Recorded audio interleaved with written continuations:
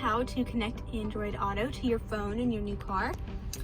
It will always show up on the home screen here, and you can always press it to get instructions.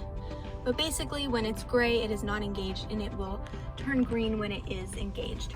So all you have to do is have your Android phone and the wire it came with.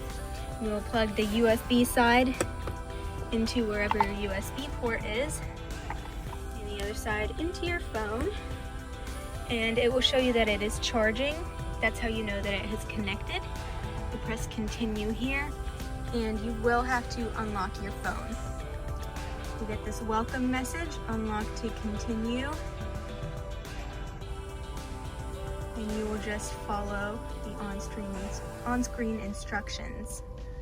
You will have to download the Android Auto app for this.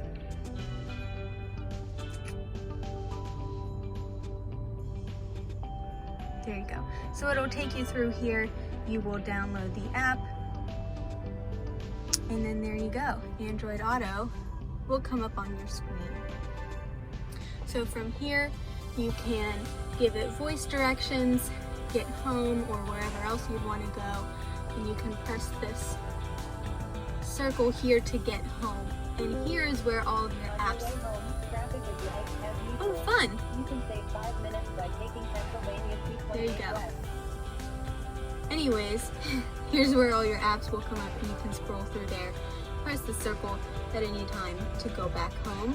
And then if you'd like to go back to your vehicle's home screen, you can always press that home button there. And that's it.